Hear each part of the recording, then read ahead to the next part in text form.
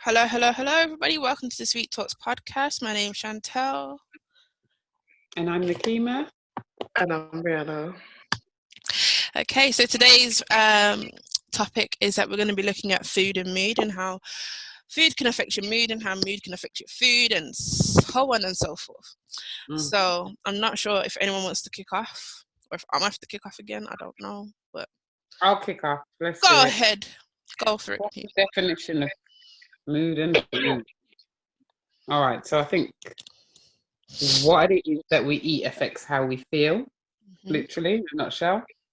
So if some people, or if I'm consuming acidic foods, and when I say acidic, I mean high in fats, saturated fats, salts, and there are some fruit and veg out there that are quite acidic as well.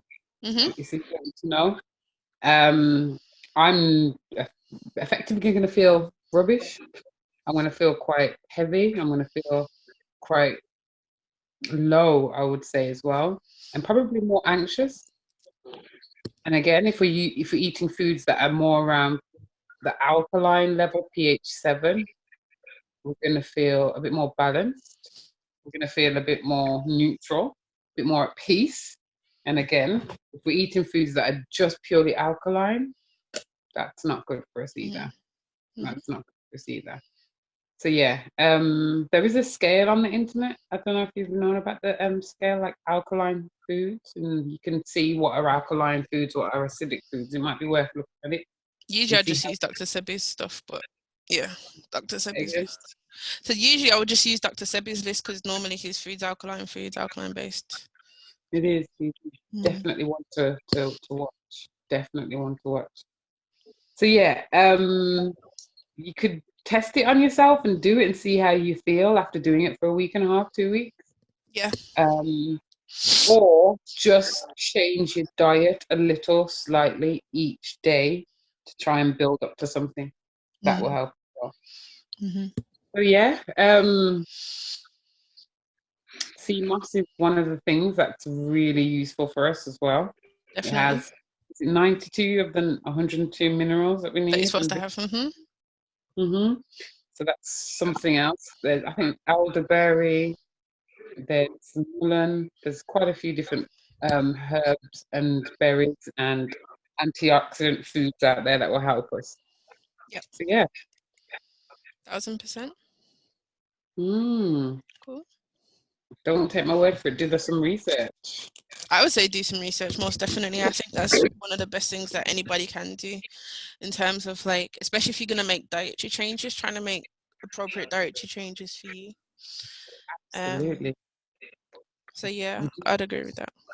Reduce the processed foods. It's easy saying 1000%. Fresh vegetables and just literally invest in ourselves like we would invest in certain things that we use on a day-to-day basis. Yeah. So instead of having usual potatoes, try sweet potatoes.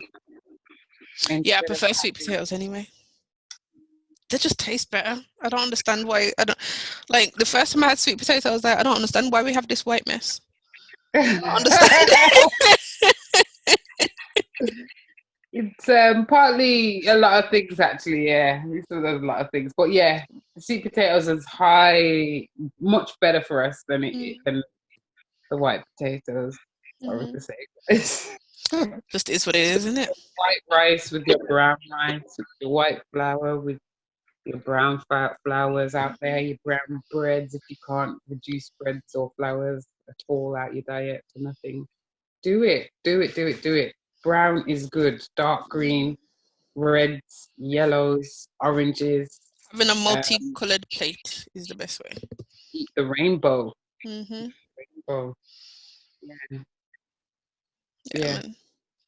And I think you can tell as well. So, like, a lot of the times when we feel pretty crap, like, the first thing you want to do is head for, like, crap foods.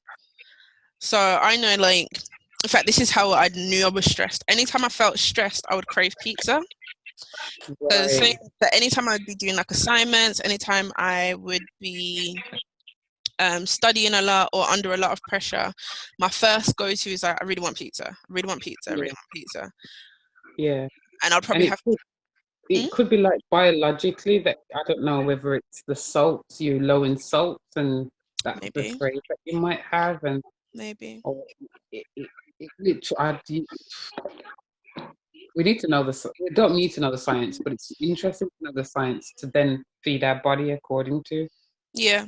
So then the craving won't happen, because I think it is a mind thing as well, isn't it? Yeah, and I think I'm used to it as well. So like I said, if it's stress, it's usually because I feel like there's just too much to do in too little time. So pizza for me is just something I can reach for and eat with one hand, type with the other, or do whatever I'm doing with the other, and it's just easier. Do you get what I mean? So rather than like having to like, get out a knife and fork and all that kind of stuff and blah blah blah blah blah. This is a good point as well, actually, about our lifestyle. It's so fast paced, timing, fast food, quick, and we've unfortunately got in our mindset. Yeah.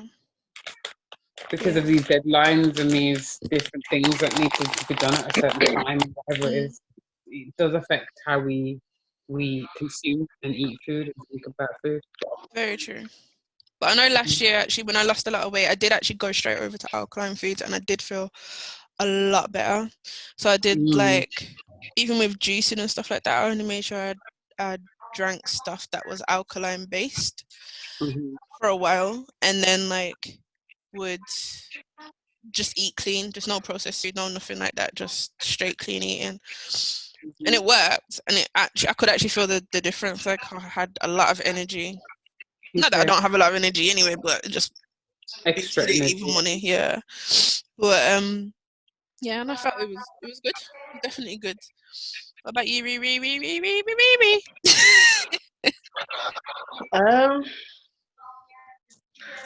I'm coming from a different place totally, because I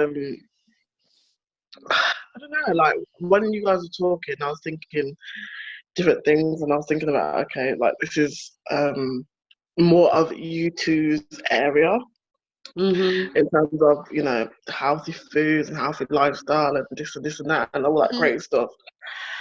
And for those people who are listening to this who are not necessarily following that or interested in that, I am your girl.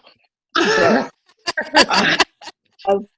as you guys are talking, and the alkaline food, alkaline food and acidic food, it took me back to school. It took me back to chemistry class. Science. Yes, it took me back to that, and I was thinking, oh bloody hell! Like I remember learning about this stuff, and then I thought, oh, that's like some of the things that you said. I thought, oh, that's interesting. Once I finish this, I'm gonna Google some things. But I am what you call a yo-yo diet, kind of sort of not. Yeah. So I've had my history, have had a history, and have a current present with food. And yeah, I will say I'm an emotional eater. And then I'm just an eater. Just bored or whatever. So yeah, I don't know what to, like. I don't know what to say, but the things that you're saying are very important, very true. If you're looking for a healthy lifestyle, but if you're not looking for that healthy lifestyle, it's just gonna go over your head. Like it's not interesting. I hear that. Or not interesting enough for you to want to do that. And some people don't. Some people are happy to live, eating whatever they want to eat, however they want to eat, how many times they want to eat. And I suppose it just comes back to choice. So I'm there with it, because currently I'm doing my little bits that I can in terms of portion control, certain things I'm eating, because I'm trying to come down a little bit, because when I was doing it previously, part of me liked what I saw in terms of the changes in my body. But yeah, and then I'll go back and that's just what I am. That's just how it works. I mean, for me, it's a different thing. For me, it's more about discipline and mindset. However, about 2 weeks ago, I was sleeping and I was dreaming I was exercising like downstairs in my house. And then so for the last 2 weeks, I've been exercising downstairs in my house because I dreamt it. So I was like, oh, it must have to happen. I don't know. So I started doing it. And so I've been doing it ever since. And I've been what's it? I want to say smoothieing, but that's not a word. But I've been thank you. Smoothieing. I've been juicing as a meal replacement. So that's been fine for me. So yeah, but I'm on the border because it's kind of like I want to have what I want to have, but at the same time I kind of want the results of being disciplined. So I'm sure there's people out there that want that. If there was a pill, well,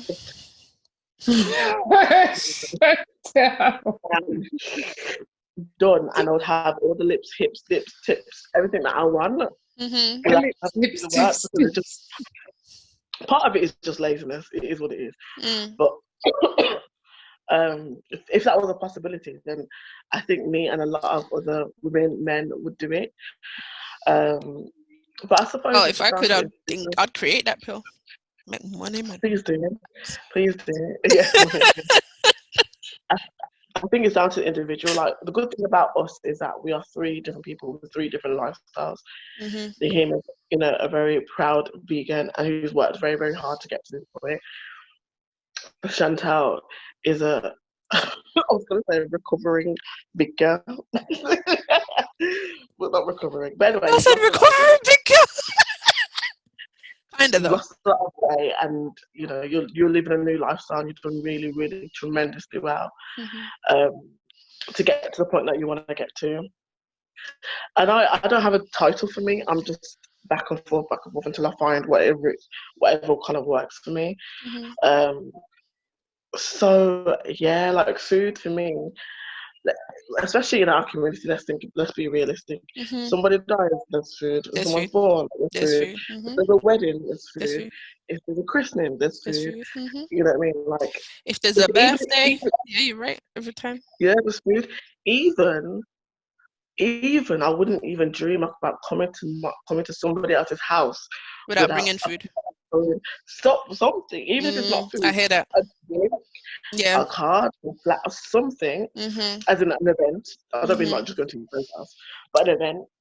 But even sometimes when friends are coming here, or I'm going there, I'm going shop. Do you want me to pick up something? It's sort of food. Because food for us, I think, because not to take it back in time, but I think because food has been very scarce for us, or we've always got the back ends of whatever was left over. Yeah, the leftovers.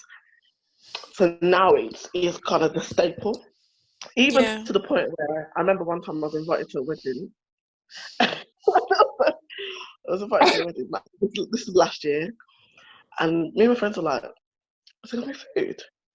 We were like, yeah, it's going to be food. It's a wedding. What wedding do you go to? And when I said there's going to be a handful of weddings that I've been to where there's been no food. But anyway, I was like, there's no food. Like, it's a wedding. Like, come on, let's be realistic.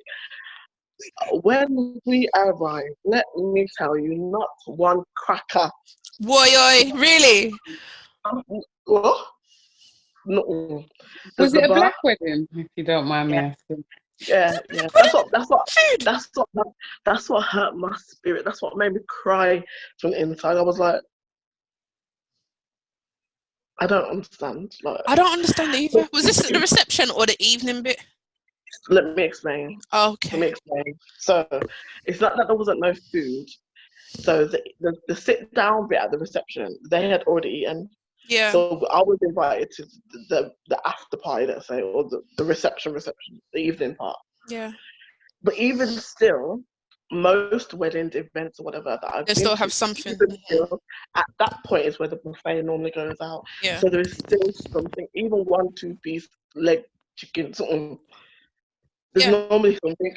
But like patties or some chicken legs or something. Water crackers or something. Boy, we was all looking at each other like. And so we was like, after the wedding, okay, well, we definitely have to go to the takeaway down the road, because we was like, I don't understand. But anyway, and I get it now.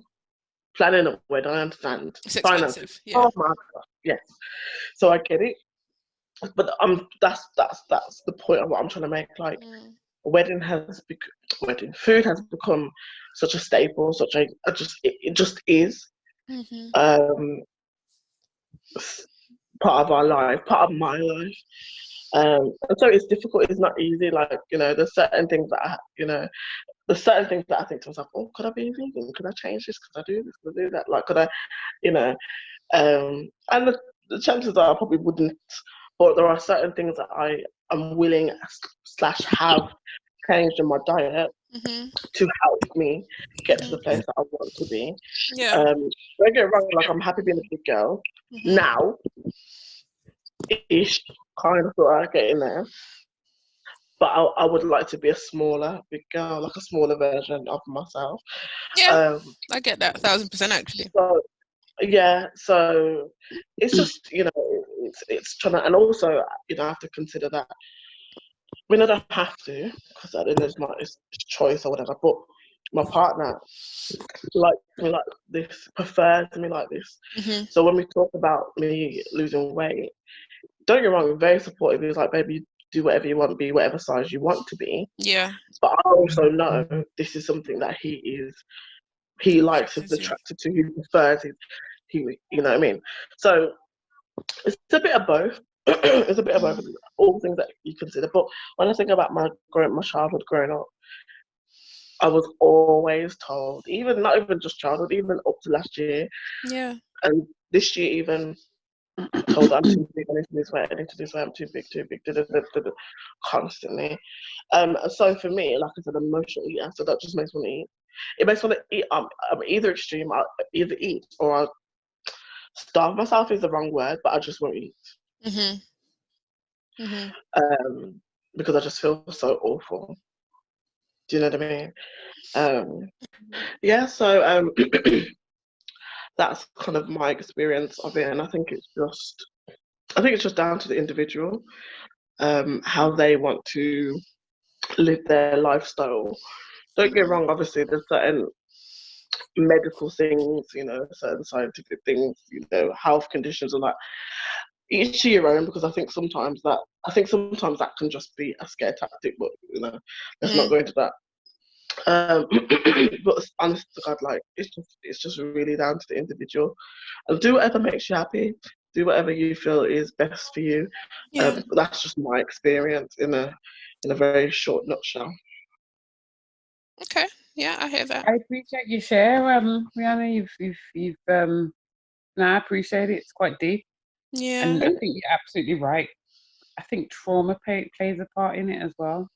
The way we consume food, the way we think about food, the relationship all together. Environment you covered as well. You talked about culture as well. Yeah. Like there's a whole. There is definitely a big culture around it. Big in our culture. And it is definitely down to the individual and their environment. Definitely. But we are finding as well, like through research, like neuroscience, cognitive neuroscience, that's what it's called, and psychology as well, that there's actually a massive link, and I think we were talking about it on the Melanin Lounge, and I was trying to send over the papers that reflect that, but like there's a big link between like gut activity, what you actually ingest, and your mood swings. So I'm not going to bore everybody, but there is like the neurotransmitter called GABA, so GABA, and they're partly responsible for how our moods regulate. And they find that there's a lot of how our gut activity corresponds directly with that. allows people to have certain mood swings, and maybe when you're in a particular mood it might trigger stuff in your gut, and when you eat certain things it might trigger stuff in your moods. So even just to have that and be aware of that can be quite useful, because then we know, okay, actually I'm feeling for this, but if I have this, is it really going to be beneficial, or is it going to just make me drop even lower? So a lot of people, when they feel down or low, they might reach for some ice cream, or they might go for, I don't know, apple pie or something, so right? But then when you have that and you intake the sugar and it's really high sugar content, it makes you feel good for a bit because of the high sugar content, like makes you go woo, and then drops you back down, so you still start to feel a bit crap again. So just being aware of stuff like that as well is, I think, is imperative, especially as we're locked in to our houses at the moment. Trying to use food as mood regulators is going to be a thing. So yeah, people eating when they're bored. Say that again. Intermittent fasting, shall I say? Intermittent fasting, yeah, it's a good thing to use and to have. Yeah, it regulates. It helps your digestive system reset itself. You know what I mean? And it will take up other food from other resources that we might not necessarily need sitting in certain places around our organs. So even if someone's slim, assume that they're healthy. They haven't got issues with their organs or their insides or their diet. You know? Definitely. Actually, that's one thing, because I have a cousin, another cousin story, but here we go. So there's one of my cousins, he's really, really small. Well, she's not so much small anymore. She's got a big old behind since she got married. I don't know what happened, but God bless her. But but it's nice. It's a nice one. So like she was really, really small, really petite. I think she's like size 8, 10. And I could outrun this girl with my size 18 self. I could run for a jog. Yeah, and she like, if I remember one time we actually were, I think we were trying to get the tube or something. And I'd run down, like we're running to get towards the tube. She was dead in, like when I say like bent over, like like all of that kind of breathing. I'm like, wow, looking at her like, what happened? You know what? That's so true. And I've learned. I've got older, and my mom used to always tell me, just because you're smaller doesn't mean that you're healthier. At all. It doesn't mean that. Do you know what I mean? And I never knew that, because the desired look was to be smaller, so that automatically meant if you're smaller, you're healthier. Yeah, exactly. You're better. You're more attractive. You're healthier. All these things. But then I realized that actually, there's loads of skinny people that have diabetes. There's loads of skinny people that have all these things. Do you know what I mean? But I didn't realize that when I was younger. And I think that partly that's how it's fed to us, parents or whatever, how they kind of make you feel. So you then think that because you're not small, you're not healthy. But that story that you just mentioned about your cousin, it rings true to me, because I never liked PE, but yet I was on the netball team. I was on the swimming team. Well, we didn't really have a swimming team, but when we used to go swimming, I'm a great swimmer. Let me not be humble about that. I am. I was high jump and all that sort of stuff. I did a lot of stuff, mainly because my friends liked it, and so I just followed suit. Yeah, didn't really have any interest in it, but I did it. And if nothing else, I kept up with the smaller girls. I went to girls' school. Kept up with the smaller girls, if not sometimes outdoing them. I remember we used to do like races. We used to do races on. I used to run 100 meter, whatever it is. Yeah, you got 100 meters. Yeah. I used to be really fat. Like I used to be, if I wasn't winning, I was second. Do you know what I mean? Like for someone who was a bigger person, that people automatically felt like, you know, because she's big, she's not going to do as well. I did very well, surprisingly. I did very well. And I used to be really athletic and flexible. I used to be able to do the splits at the top of my hat. I used to be able to do handstands and walk. I could do all that, stand on my head, all those sort of things. Last podcast we were talking about how Chantal was talking about how she was a ballerina. I did that for years. I did tap. I did jazz for years. I did hip hop, which is not really hip hop. I love the air quote. She's like, it's more street dance. Madness. No, it's just literally shaking your arms because the teacher that's teaching it can't dance. So but at the time, it was hip hop. It was always in the church. Does anybody remember that? It was always in the church. It was always in a white church. I don't know. Anyway, I did that one. No, mine was at school. That's a say. Mine was in the white church. I don't know what it is about. Anyway, so I did loads of activities. Like my mum put me in. I can't say anything I said to my mum I didn't want to do. I'm sorry, I wanted to do. I didn't do. In terms of activity wise, so I did a lot of, maybe because I'm an only child, I don't know, but I did a lot of things, a lot of after school clubs, a lot of this, a lot of that. What is it? When you toss it, when you throw it? Discus. Yeah, I did that. Do you know what I mean? So for someone who was a bigger girl, and in my year, I'm talking about secondary school. In my year at the time, when I say there was a handful of big girls, maybe like 3, 4 max, and I was one of them. But listen, I felt like I was just as good as a slimmer girl, just as good. Do you know what I mean? So yeah, I think that's part of it as well. I think thank you for bringing it up because I didn't think about that, but that is part of it. I think you automatically assume, and it's kind of implied that if you're slimmer, you're more healthy, as well as being more attractive, as well as everything else, as well as being desirable, as well as being wanted, those sort of things. True. And I'm sure for the slim people, it might be opposite. Like Bobby said last podcast, my friend who's really, really slim, she was told opposite. You know what I mean? And so yeah, but food is one of those things. I suppose everything in modesty, isn't it? Like it's amazing. It's a survival tool that we need, but also can kill us at the same time. So that's great. It's very true. But I think as well, like, and you're right as well, I think on top of, just to add on to what you're saying, like even people who say that they're vegetarian or vegan, like I know a couple of vegetarians and vegans. In fact, I saw one the other day on Come Dine With Me. I don't know if I'm allowed to mention the show on this, but here we go. There was a woman on there who said she's a vegetarian. Please ask me where the vegetables were. I saw mac and cheese. I saw mac and cheese. I saw some next pasta thing. I did not see one vegetable. I think it was in that's what I'm saying. And then she used the mango. She used the mango, and that was it. Like the rest of it was just there was not a vegetable in sight. It was there, Shan. It was there. You just can't see. That's funny. I call them people non-meat eaters. See, that makes more sense to me because I was like, you can't be a vegetarian and there's no vegetables. No vegetables. It's pure beige.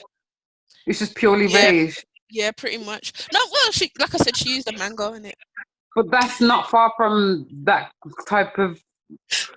No, it's not. It's not. It's really not. So let me ask you a question for the meat eaters. Don't know what you're talking about, people. Non-meat eaters, what would they then eat? Just carbs? Processed food. Yeah, she had a lot of processed food, to be fair. Right, okay. And I think she had like margarita pizza and processed. Yeah, and the thing is that the tomato base. Oh, she used tomato puree. She didn't even use a tomato base. I was like, you didn't even get tomato. Right, so it's brought food. It's pre-made food. It's carb heavy. Yeah. Right. Okay. I'm trying to remember what else she had. I think she had like. So what she would have. Okay. Yeah. Cool. She could have bought a base of a pizza and put a whole load of spinach and olives and all these different types of even vegan cheeses on there if she wanted to, but that is still processed. I understand that. Yeah. She could use it and put. Yeah. Of course it is. How else are you going to get cheese for a vegan? Cheese itself is processed. Don't you ask me, you vegan people. Don't you ask me. Listen, cheese itself, the actual But I'm not cheese vegan. I will eat vegan food. So I make sure like 2 weeks out of the month I will eat vegan. Just to clean. I know even less than you know. I didn't know it was processed. I don't know these things. Listen, if you watch this called What Health on Netflix, I've seen it. I've heard of it. I ain't watching that. I've heard watch it, man. It will tell you about cheese. You want to know? No, you won't want to know. It's like when they said about bacon's got gunpowder in it. Do you know bacon's got gunpowder in it? Oh, is that why it tastes so nice? What, gunpowder? You lot know exactly. That's exactly what you took to reality, you know. I know. Thank you. I know. She the best one, man. Yeah, like the seasoning. Let me tell you a story time. When we used to work together, it was Nikima and this other girl's life mission. Oh my gosh. Not me, by the way, guys. I was not the other girl. No, you wasn't really that bad. Tell me everything that was in everything I ate. And then it was their mission to try and not turn me, but try to persuade me to live a non-meat life. You know what? That was more the other girl. For me, I wanted more greens on your plate. So you would. You to come with your little salad bag and put it in my plate. He's like, "Can you eat it, please?" Yeah. He's like, "Yeah." Little lunches, man. They were great. Yeah. Oh, we had some good times, man. We really did. Yeah. Really did. Oh, we should do a podcast just based on that, just looking back. What? Work life? Yeah, that would be good. Our dynamics, our we can do that. Together. Because that's how we really, really got real close, isn't it? That is true. Yeah. We'll do that for the next one. Yeah, we will. Yeah, man. But yeah, back to food. Mm-hmm. Well, to be fair, that was part of the memory. We ate together. We ate a lot. Yeah, we really did. Yeah, but speaking of cultures, that was our working culture. Like, if food were in the room, it was almost like we need to go to the shop. We need to go to the shop to go get some food. Back to the office. The first thing, and I think it's a British thing as well. Maybe. In terms of the first thing you walk through the door, everyone wants a tea. That's the first thing. Mm-hmm. That's very British. Next thing is who's got the biscuits. Yep. If you ain't got biscuits, someone's got crisps. Someone has some sort of fruit, something. Heck, me and Rihanna got into a car accident for the sake of trying to go get food. Oh my! That would be save that for the pod. We'll save it for the next one. We'll save it for the next one. That was a whole. Hang on. The whole thing, but we will add it. Let's not even go. No, we'll go into that a whole other time. We won't do that today. We nearly lost our life. I mean, a bit dramatic, but it felt like it at the time. It felt like it. It did feel like it. Yeah. So saying like that to say, even we used to, even if someone didn't bring in even if Nikima and other people didn't go to Lidl or Shan didn't go to Lidl or whatever, we would order in or whatever. Yeah. Either way, the food was there. Everybody shared, everybody ate, and we had a really good time. So not just culturally, as in within your own community, at work, your work environment. Mm-hmm. There's always something. I remember when I was younger, I used to go to the dentist. Like the dentist would give you a sweet right after you came to the medicine. I was grateful, nevertheless. But it didn't make sense. I know it doesn't. It didn't make sense. I want you to keep coming back. That's why. That's true. But I was not about to say, "Oh, thank you. Give me the sweets." Yes, please. Thank you. And go about my business. So there's always food around. You know what I mean? Even when you go into certain corporations, there's like a little lozenge or a little snack in the individual. You're right. I used to go to a meeting. I used to volunteer for my housing association, and they used to take us to different places, and it was just lovely. They used to take us to one hotel. They used to before we even get in the room, there'd be croissants, there'd be cookies, there'd be teas, all sorts, everything free. Like you could just take. There was a little bit of fruit as well, and then you'd go into the room, the same thing again, teas, waters. Plus, they'd then give us a full hot meal, And I was vegan at that point, even though I was vegan for 3 months, and then I went back to vegetarian, or cheese and eggs, shall I say. And even in that style, they whipped me up a risotto with some. It was absolutely beautiful. With I think it was. That sounds amazing. That reminds me of the job that we just spoke about. We used to go to the meetings across the road. Oh, not that one. Okay, yeah, sorry. I was thinking of something else. I'm talking about the building that was. No, I know what you're talking about. I was thinking about a training day where there was a member of another training place. I'm not going to try to go into it too deep. There's a member of another training place. The big building, the massive building. Was I there? You were there, Nakima, because I couldn't stop laughing and I was deaded. I remember now. This person, used to call them Jump Up because the man kept jumping up for the food every time. Listen, it's all right. Sienna hadn't started yet. I don't think she started. The food package couldn't even make noise before this person jump up and kill them. That's what I'm saying. He couldn't even. Oh my. Bruh. The food went like this. The food went like this. And him gone and over. You're like, what? You know what? It was mad. The food is still in the delivery van that come bring the food to the place. Bruh. The food is still in the van and the man is in the front seat. How you get to the front already? Listen, the way I cried that day, I actually laughed. I laughed till I cried. And I remember looking at the trainer and the trainer looking back at me. And that was it. I was gone. I was like, I'm done. It didn't make any sense. I do this. It really didn't make any sense. But yeah, food is very important. Food is very important to all of us, I suppose. And I suppose it's just looping it back to what I said originally. It's just very individual based. Mm-hmm. It really is individual based. And you know, it's funny because it's kind of like when my partner eats, I don't know what it is about men. I don't like to see men eat on small plates. I don't know why. It's not really a thing. It doesn't make sense. But I like my man. That's interesting. Mm-hmm. Huh? That's interesting. I'd like to psychoanalyze that for a sec. You can if you want to. There's two of us. Let's go. No, joking. Go on, Rihanna. Like, seriously, what does that mean? Well, does it mean they're less of a man, or? This is what I thought about so far. Yeah. Okay. There's something to me that's attractive about you if you know how to eat. That's true, you know. Like, I don't want to, and maybe subconsciously it is about being a man or being masculine or whatever. But if, for example, if I am to make food for you, if I'm to cook for you, I think I think it also is a family thing. I think my been passed down. But if I'm to make food for you as a man or even a woman, but we're talking about men, and I'll give it to you on a plate, or say, sorry, I'm dishing it out and I said to you, how much do you want? And you'll be like, I only want 2 scoops. So I will give you 2 scoops and then I've got an extra, because that's not really what you want. That's just what you're telling me you want, to be polite. You know what I mean? How much scoops is on your plate? Maybe 2. I don't know, or maybe a little bit more. I'm not really thinking about me.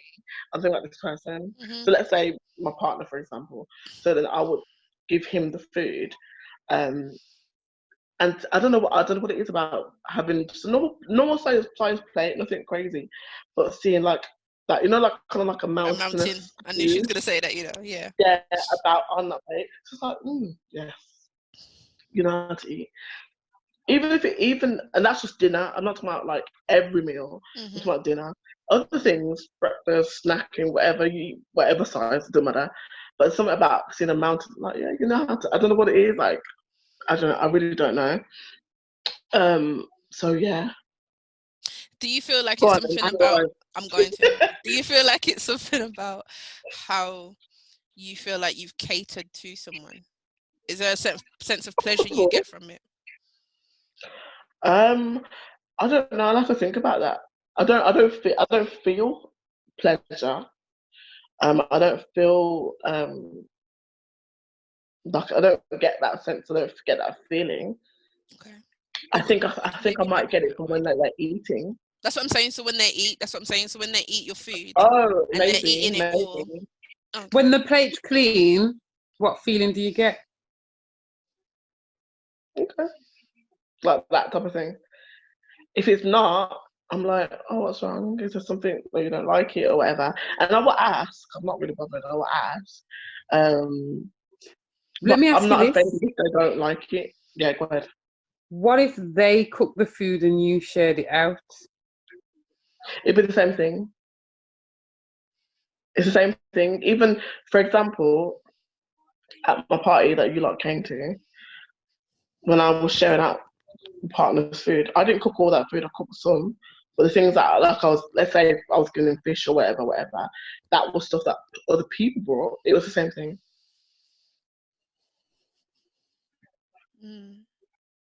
That's so funny. By the way, guys, not you guys, but guys that are listening, this doesn't always happen. Like, 2 therapists out of the 3 therapist group don't always analyze the other therapists. Yeah, we don't do this on a regular. This is just happening now. This is random. We don't do this on a regular basis. No, I think maybe it's an attraction thing. Maybe it's like, oh yeah, you're a man. It doesn't make sense, because that doesn't make him less of a man if he doesn't eat. But like I said, if he doesn't eat at all, I'm not offended. I don't feel hurt. I'm just like, oh, what's wrong? What happened? Okay, you don't like it? Cool, no problem. So why have you gone to he doesn't like it as opposed to I'm full or I've got a smaller appetite? I don't know. That's a great question. If he does say he's full, okay, cool, and then I'll just put it down for the fridge or next door or wherever it is. Internally, subconsciously, how would that sit? Yeah. What? Which bit? I'm full. Yeah. So if you So, no, I get you. So you would, if he says he's full, you would just accept that he's full. Is that what you're saying? Yeah. Mm-hmm. Yeah. What if I don't feel like eating? Say that bit again. What if it was like I just don't feel like eating? What if it was something like that? Then I'll be like, oh my god, what's wrong? Is there something going on? I just don't feel like eating. I just don't feel like eating. I'm just not feeling for it. But then I will this is the bit where I'm nosy. So I'll be like, is it you don't feel like eating because you don't feel well? You don't feel like eating because you're like something's going on with you emotionally? You don't feel like eating because you don't like the food? Like, what is it? Yeah, I just don't feel like it. I just and then if it's then coming back to the same thing of if it's like a cycle, it's just coming back to I just don't want to eat today. Then I'll be like, okay. Would that still worry you though? Would that still play on your mind though? Slightly, because it's still left in the air, because there isn't really an answer. Like, the answer is there is no answer. So it's just kind of waving in the air. But there's nothing I do, so I will let it go. I'll just leave it. And then I'll just, move on, sort of thing. Yeah. That's interesting. That's why I was thinking. But yes. This was not a full psychoanalysis, guys, by the way. Go on. Yeah. But when my mum dishes out, for example, when my mum's dished out his food before, I've noticed that she's done that. She's done the 2 scoops plus. It's not like the 3rd scoop isn't like a proper scoop. It's like a little, a few little dashes of rice. Because I know, for example, with him, well, not I know, but I think in my mind with him, it's more of being polite. It's more of I don't want to take too much. Not necessarily, I'm not hungry for that. Yeah. Okay. But I'm just thinking.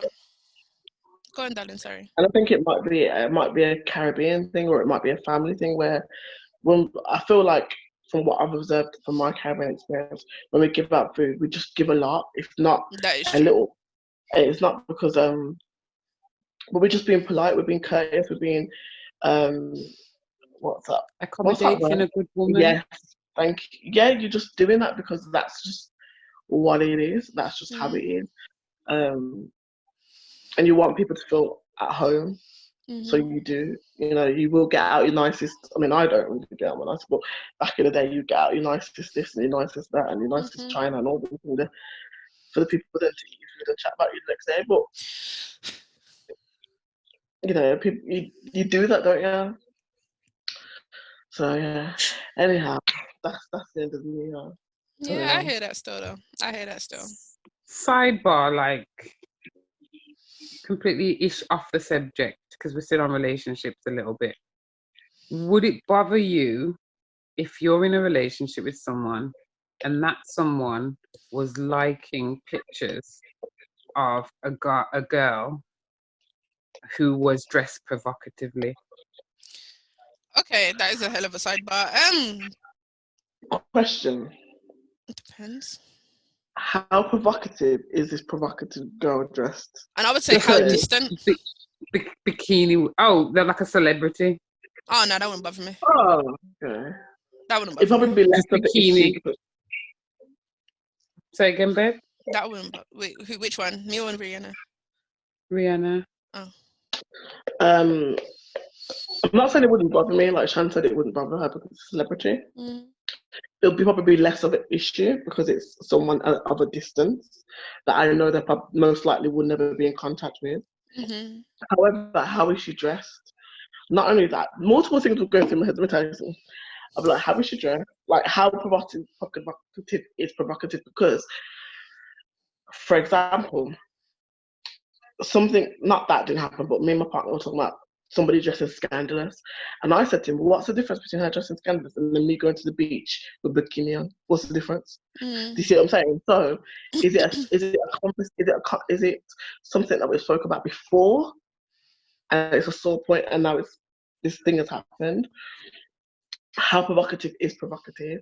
Is she his type? Like, all these questions for me will be part of my then response to that.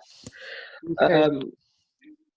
But and also I'd have to know how long we've been in this relationship. How do I feel about this person for me to respond? Because if it's something like we're so dated, we're just talking type of stage, and you're like, for the sake of the podcast that we did the other day, you like him, then I'll be like, you ain't got no chance of running, so whatever. But if it's somebody probably more accessible, maybe an Instagrammer in London or in the UK, that it's still of a distance, but things happen. Stranger things have happened. You know, you could meet at a club one night. So, yeah, it's a difficult one. It really is a difficult one, and I suppose it's based on how you feel about this person as well, and their idea. What's your idea of cheating? Because that might come into it. That's true. That is true as well. What are your ideas of cheating, or what is disrespectful? Because me personally, I would like a picture of Anthony Joshua, regardless of who I'm with, because it's Anthony Joshua and it's fire. But then if you liked his picture, how would your partner respond? I would expect him to be like, it's Anthony Joshua. He's a good-looking guy. That's what I would expect. Like, you would I mean, come on. I mean, because I feel like we're all adults in it. So, like, for me, if I was with someone and they liked a picture of, like, Kim Kardashian or Megan Thee Stallion or whatever, not gonna bother me, because I'm like, they are good-looking women. Yeah. You're not blind. I'm not blind. Go whatever, because you can't touch her. Me can't touch her. So what you want to do in it? But like, I think the closer to home, like as you said, it probably gets. So it would probably bother me more if it was like someone he said it was his friend, or someone. I can't even say one of my friends, because as far as I'm concerned, what said my friend them like, so I wouldn't bother me too much. But like if it's someone that he was one of his friends, or a friend of a friend, or someone, or an ex-girlfriend, maybe that would. Okay, that's a whole nother ball game. That is. That's what I'm saying. So that's completely different. But if it's a famous person, you should not be liking your ex-girlfriend's. But it happens. It does happen. It does happen, but it shouldn't be happening if you're in a relationship. It shouldn't be happening, and I think that is highly disrespectful. That's to you. That's you. There's other people in who will be like, it's his ex-girlfriend. You know, they're not together anymore. So we've got 3 minutes left, guys. And I think this needs to go into the next podcast. To be honest with you, I think this podcast think this is a whole different topic that just kind of got drawn up. So we're gonna have to talk about respect and boundaries, maybe. Hey. Yeah. Come back after But this one. But Yes, okay, guys. So thank you for joining us for our Food and Mood podcast. We hope that you've enjoyed it. Hopefully, you'll be using food to regulate your moods as opposed to trying to come. Yes, and I'm about to eat because I'm hungry. Well, this is it. I'm hungry too, to be fair, but hey ho. But yes. So we'll join you. Hopefully, you'll join us next time on the Sweet Talks podcast, and we'll speak to you and hear from you. Hopefully, on our Instagram page, Sweet Talk 777, on Instagram, or on our YouTube channel, which you can find on the Instagram bio. And we'll see you soon. Bye. Bye.